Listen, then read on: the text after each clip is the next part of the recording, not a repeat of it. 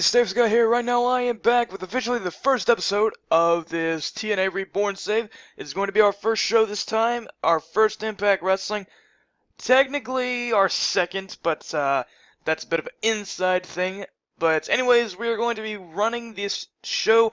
I'm hoping for a 77 or above here, mainly because the first save of this corrupted. And so I had to restart this thing all over again. You guys will never see that though, so it's just be the first episode for us. Let's get right into the show. We have two pre-show matches to kick us off. We start out, match has average crowd reaction, decent in-ring reaction. Terrence Terrell defeated Velvet Sky in 6:34 by pinfall to drop the act. 6,459 people at the Florida Ocean Center live on Destination America. Both Velvet and Terran are performing informant skills. And nice, Velvet's mad because we signed Sabin. Anyways, by the head, a good crowd, good action. Drew Galloway defeated Abyss in 11:50 by pinfall with Future Shock. And Drew Galloway is improving in rumble skills, Abyss is improving in technical skills, and Drew is performing in informant skills. Nice stuff. Alright, that ends out the pre-show. We open with the 74B-. Taz makes his way down the ramp into the ring.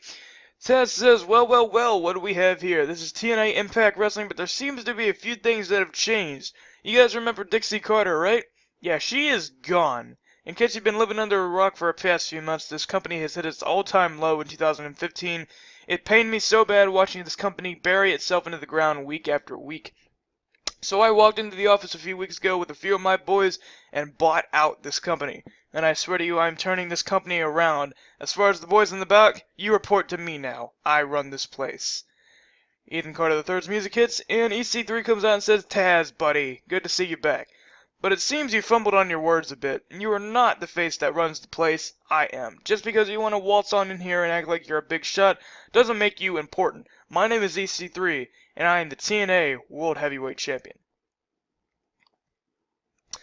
Taz goes on to say, well, Carter, I don't like you. I don't like your family. I don't like your attitude. And I don't like that you're the world champion. I want this title on someone who can represent this company at a positive image. So how about you put that title on the line tonight? Now, I don't want to be a man of rash decisions. I want to be a man of the people. People power. So tonight, only on ImpactWrestling.com, you, the fans, will decide who Ethan Carter III faces tonight for the TNA World Heavyweight Championship. Your options are Drew Galloway, Lashley, or Bobby Roode. Better get ready, Ethan. Ha ha ha. Alright, pretty good opening segments there. Our opening match of the night gets a 73B-. Nice. A match that's good action. Average heat. The Wolves defeated the random team of Eric Young and Bram in 11:52 when Davey Richards defeated Bram by submission with Kimura. Dang.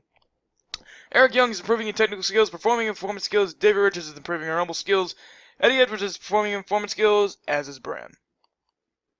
Very good opening there. Oops, not that. Whoops. Alright. And then we have a music video shown to promote Crimson and Gabe Tuff, the Wild Riders.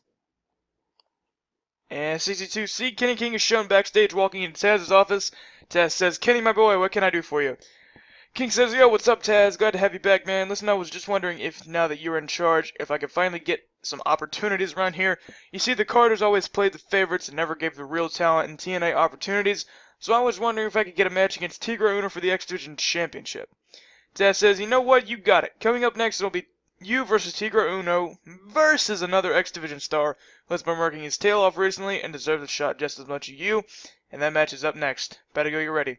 King says, thanks, Taz. Won't let you down, bro. Decent segment there. And the match gets a... Ooh, God. Okay. They were all, don't hate on me for this. It was all opener and below, and mistakes were made. Should have, that's my fault, I should have corrected that. Anyways, I'm not going to go back, I'm just going to take it as it is. About that Saudi reaction, not much in the way. Kenny King defeated Tigre Uno and Spud in 9:55 when Kenny King defeated Tigre Uno by pinfall with a Torture Rack DDT. Kenny King wins the TNA X Division title. 21E-. Completely turned off by having jobbers on the show. Let's just move on from that. Tigre Uno's performing in performance skills. We got a lot of X Division stars coming in. That won't be a problem in the future. That's just a little mistake. 61C, a video plays hyping several new faces coming to the Knockouts division. The video ends with the words, a change is coming. Mio Shirai has debuted her fan favorite gimmick, got an initial 72 rating, a lot better than before.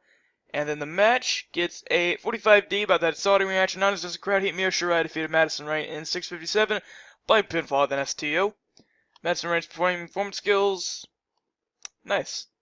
Mio Shirai is a great Japanese women's wrestler. If you guys don't know, I looked her up in the game, and she's got great basics and decent enough psychology to where she is a next big thing on this roster.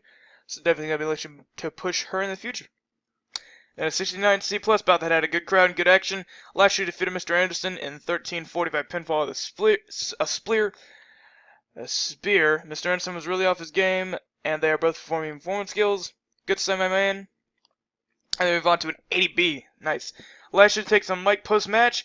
Lashley says, Kurt Angle, get out here right now. Angle's music hits. Angle says, Lashley, what do you want with me? You see, Kurt, when I first got here, you were the man. I come back a few years later, and you're still the man. I don't like that, Kurt. You're 46 years old, and you're still considered the top dog. Angle retaliates, saying, Lashley, age is just a number to me. I'll still be wrestling in 5, 10, and even 20 years from now. Lashley said, I've made it a personal vendetta to make sure that doesn't happen. I want to end you, Kurt. I want you at Hardcore Justice. Angle says, I don't have anything to prove to you, so no. Lashley says, what's the matter, Kurt? Don't even waste your breath. You know I can end you. You're scared, Kurt. Angle rushes back down the ramp and gets in the ring and gets in Lashley's face. You want to end me? You can try, but you'll fail. You want me at Hardcore Justice? You're on. That is our first match booked in for Hardcore Justice.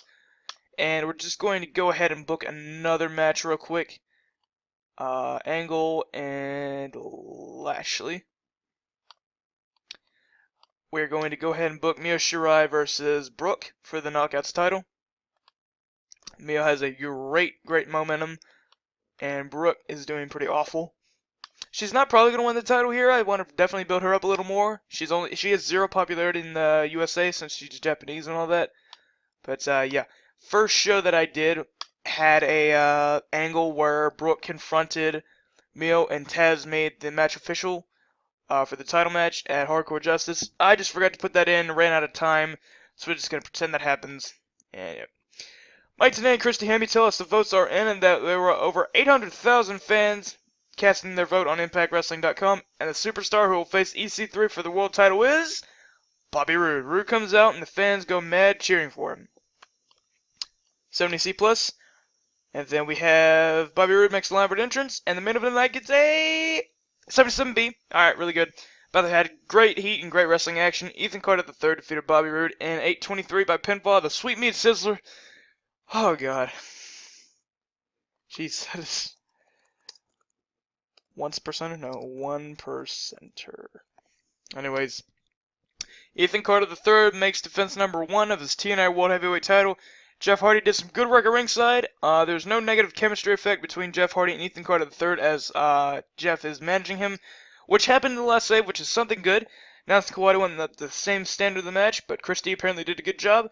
Ethan Carter III is improving in technical skills, and both Bobby and EC3 are performing in performance skills. Good stuff.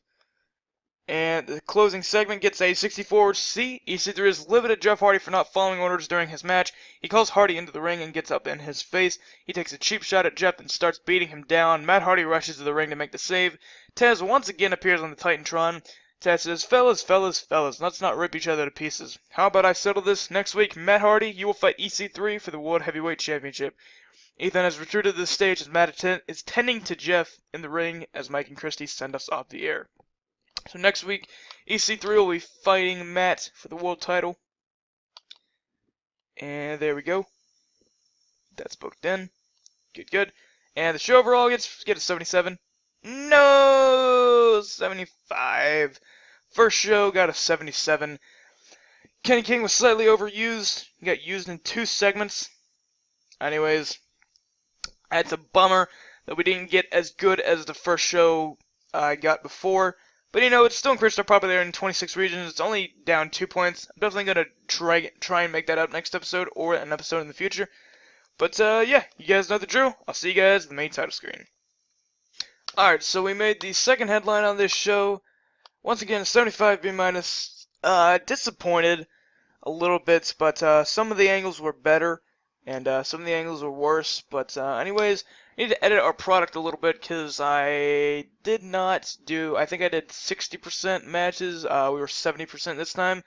So the angles didn't count as much, and I think if we were at 60%, the Lashley wants to end this 80 would have definitely helped our rating, and we probably would have gotten that 77. So that's just a little mistake on my part. Plus the X Division match didn't do too well. So yeah, guys, no salt about that. Very, very, very sorry. No .73 on Destination America, and people are trying to sign Snow, but they won't, as demonstrated.